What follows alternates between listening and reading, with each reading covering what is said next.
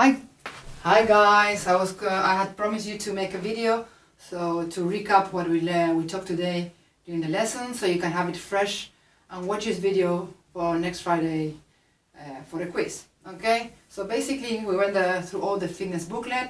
We went through all the important things. And what do I need to learn? First of all, it's very important to understand the reasons why we warm up. Yeah, we warm up to make sure that our body is warm. Our muscles get warm, so they're not gonna get injured, so they're not gonna be any ruptures in the tissues. Okay. Also, we warm up to prepare mentally. Yeah. So we're getting ready for the sport we're gonna be doing. The main reason warming up is to create that your heart and your lungs are also getting ready for the activity, and they slowly start building up. The blood is going around through your whole body, yeah, taking the oxygen that your muscles are going to be needing for the activity. Okay. The warming up consists of 4 stages. The first 3 are general, which means they're general for any sports. Yeah, I can use it for almost all the sports. The last one is going to be called specific. These 3 are called general. This one's called specific because it's specific to the sport I will be doing. On the general warming up, I have 3. The first one, we call it cardiovascular. Yeah, it's when we go for a run, we go jogging, we go skipping, we even go swimming, cycling. At a steady pace, slowly, you're gonna build it up, yeah, and you're starting you're gonna start the machine of your heart and your lungs, yeah. The idea is that with the cardio, you're gonna jog for 5 to 10 minutes, depending how cold it is outside, to start creating that blood circulation, getting warm, and preparing your lungs and your heart for the activity. Once you've done that and you're warm and you're already hyperventilating a little bit, you are going to do the 2 stretching. We have the static stretching and the dynamic stretching. I prefer to do always dynamic stretchings because I think they're better for sports like hockey, cricket. Those sports that are active need more dynamic stretching. If I would be doing gymnastics or dance where I need amplitude of movement, I would go more intense for the static stretchings. I'm gonna give you an example. A static stretching for my quadriceps are going to be holding this position for 20 seconds. Yeah? So this is a static stretching. Now how can I do this in a dynamic way? I can do the famous hackabille. So I can go and kick my butt. Yeah? This is a dynamic way of stretching my quadriceps. Okay? So one more time, we have the cardio, we have the static stretching, and the dynamic stretching. Yeah, another example of static and dynamic, for example, could be stretching my hamstring. I can go like this, I stretch my hamstring. If I want to do it in a dynamic way, I can go knees up, and there I can feel by doing this that I'm stretching them. Yeah, static stretching for my arms could be like this, and a more dynamic, yeah, action could be this. Okay, those are examples of static stretching and dynamic stretching. Good. The last part of a warming up is called specific warming up.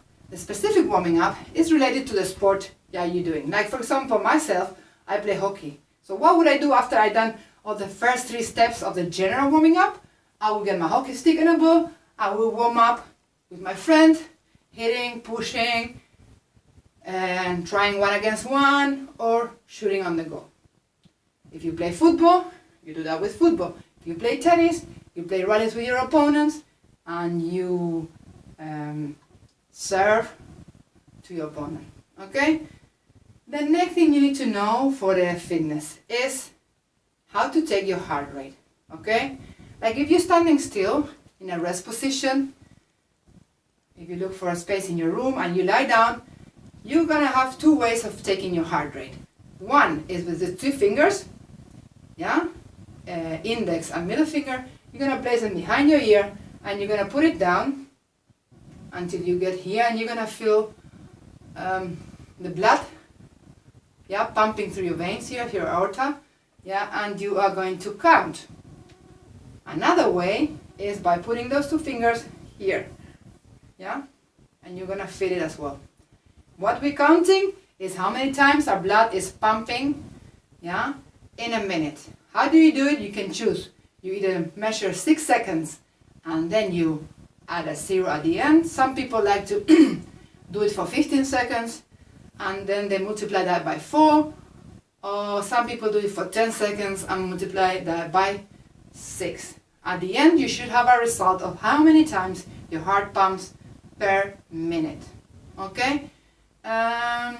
When you are in a rest position, like I said before, the normal is that kids your age have a heart rate between 70 to 90 because you are not demanding anything to your body. You're standing still, you're in a rest position. Yeah, your blood just pumps enough blood to provide for the vital organs to work. Okay? Now, what happens when I start an activity? Those muscles are going to need, yeah, oxygen because that's the fuel. So then my blood is going to have to circulate much faster. My heart will have to pump faster. Yes? And to provide enough oxygen for the blood to take to my muscles, I'm gonna need to either ventilate a lot more. Okay? So one of the effects of moving and becoming active is that you start hyperventilating.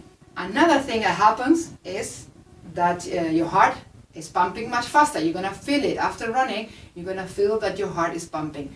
And what other thing you're going to feel is you're going to start feeling hot because your body is creating, the blood circulating through your body is creating heat. So those are the three main things that's going to happen when you start moving. So some people like to take the heart rates while they're moving. You can do it with a watch. You can do it with a heart rate monitor. And it's interesting to know what your heart rate is while doing sports. In some activities, you want to try to keep your heart rate between 160 and not higher than that. And in some intense activities, you are between 160 and 180. Yes? So, that's the importance of heart rate. The second part of the quiz will be about your skeletal, your three systems. Yeah? We already learned about the circulatory respiratory system. We are going to learn about the muscular system and the skeletal system.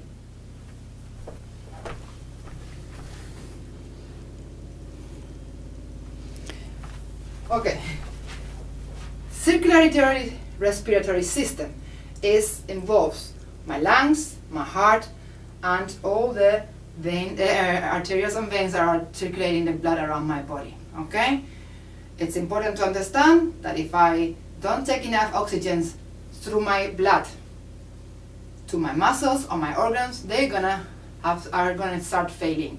Like in the case that I run too fast, and faster and faster and faster, or too long, my muscles need more oxygen. I cannot provide it because I'm already hyperventilating and my heart cannot pump faster. Then my muscles are going to start getting fatigued, tired. You might experience cramps, and sometimes your body says, stop. Okay, that's a good sign for you to stop. That means it was enough. So that's how it works in a physical activity. Another important thing is your skeletal system. The skeletal system is all the bones, 206 bones that are in your body. What is the function of them? Point number one, I need them for keeping my posture. Yeah. If I wouldn't have my bones, I would be a whole jelly. Yeah. So it's important for my holding my body. The other job that my bones have is to protect my vital organs. For example, my brain is being protected by the bones in the head. My lungs and my heart are being protected by my ribs, and my hips are also protecting some of the vital organs in here. Okay? The third job of the bones is to create movement. Here I have two bones and here I have one. They join together on a joint. Okay? If used help by the muscles, they are going to create the movement. They work together with muscles on a joint to create movement. Yes? And the fourth one, that is also very important, is inside your bones, you are creating also blood cells. Okay? That's also very important. So in the inside of your bones, there's blood cells being created all the time. Another job that I forgot to mention is the protection of your nerves. On your vertebrae and all around your body, there's nerves going around, yes, and they're going inside and they're being protected by those bones. Okay, so they have a good job there. The third system that you are going to be learning is the muscular system. Yes, it's all about your muscles in your body. The main job is to create movement. Okay, muscles together with bones are being attached into the next bone. So I have here my biceps. Yes, my bicep is attached here in this next bone. So by shortening my bicep is creating movement. Okay, this happens everywhere in all your joints, and there are sometimes more than one muscle involved. The second job that your muscle has is to create heat. So your muscles, by moving, are going to create heat.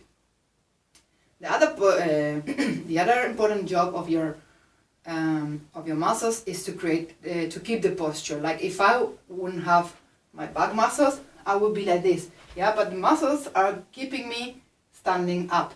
We don't realize, but my core are these muscles here, abdominals, and all the back muscles here are the most important muscles, because those are the ones who are keeping me up straight.